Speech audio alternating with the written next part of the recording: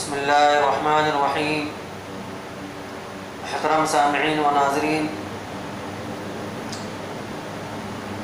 گائے سے متعلق کتب حدیث میں دو طریقے کی روایتیں سامنے آتی ہے۔ ایک تو وہ روایت ہے اس میں اللہ کے نبی صلی اللہ علیہ وسلم نے ارشاد فرمایا گائے کا دودھ پیا کرو اس لیے کہ وہ ہر قسم کے درختوں سے چرا کرتی ہے۔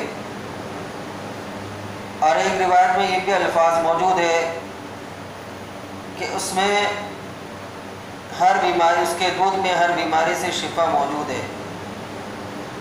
ایک روایت تو یہ گائے کے دودھ سے متعلق ہے اور ایک روایت جو گائے کے گوشت سے متعلق ہے، جس میں یہ بتایا گیا ہے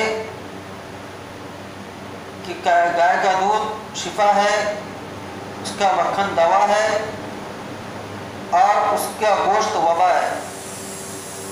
تو پہلی روایت جس میں گائے کے دودھ پینے کا حکم ہے، یہ روایت السنن الکبریٰ کے اندر موجود ہے اور سند کے اعتبار سے، متن کے اعتبار سے درست ہے۔ دارالافتاء جامع علوم الاسلامیہ، علامہ محمد یوسف بن نوری ٹاؤن جو کراچی میں مدرسہ ہے، وہاں کے اکابرین محققین کی بھی یہی تحقیق ہے اور محدثین نے بھی اس روایت کو سندن اور متنن صحیح قرار دیا ہے۔ دوسری روایت جو ہے جس میں گائے کے گوشت کو وبا بتلایا گیا ہے، اس کو اکثر محققین نے، محدثین نے سندن اور متنن صحیح قرار نہیں دیا ہے۔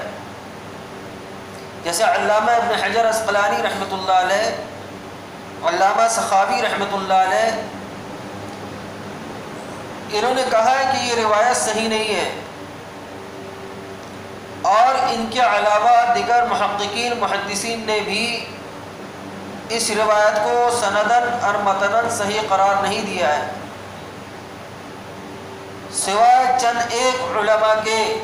اکثر محدثین محققین اس روایت کو صحیح نہیں مانتے۔ صدرہ جامع علوم الاسلامیہ، وہاں کا جو فتویٰ بھی موجود ہے کہ گائے کے گوشت کے وبا سے متعلق جو روایت ہے وہ صحیح سند کے ساتھ ثابت نہیں ہے، اور ظاہری بات ہے کسی بھی حلال چیز کو، جس کو قرآن نے حلال کیا ہو اور اس کے کھانے کی اجازت دی ہو، اس کو اگر وبا بتلایا جائے، بیماری بتلایا جائے، تو اس پر حکم لگانے کے لیے بہت قوی روایت کی ضرورت پڑے گی۔ قرآن کریم میں اور قرآن کریم کی تفسیرات، تشریحات، اس کی آیات سے گائے کے گوشت کی حلت ثابت ہے، دلیل قطعی سے ثابت ہے، لہذا ایسی روایت کے ذریعے سے اس کو مضر صحت قرار نہیں دیا جا سکتا جو سند کے اعتبار سے اور متن کے اعتبار سے مسترب ہو۔ علامہ ابن حجر عسقلانی، علامہ سخاوی اور دیگر محدثین نے اس کو بے اصل قرار دیا ہے۔ اس کے اندر انتہائی سخت ضعیف راوی موجود ہے اور متن کے اعتبار سے بھی یہ روایت درست نہیں ہے، لہذا اس قسم کی روایتوں کو واٹس ایپ پر، سوشل میڈیا وغیرہ پر شیئر نہ کرے۔ اور قانون نے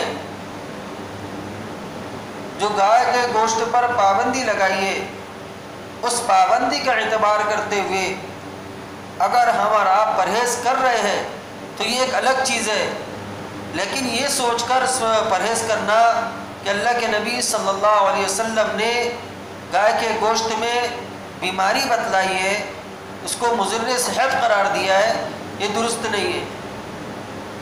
کیونکہ حضور اقدس صلی اللہ علیہ وسلم سے خود صحابہ کرام رضوان اللہ تعالی علیہ مجمعین سے خود گائے کے گوشت کی قربانی کرنا ثابت ہے۔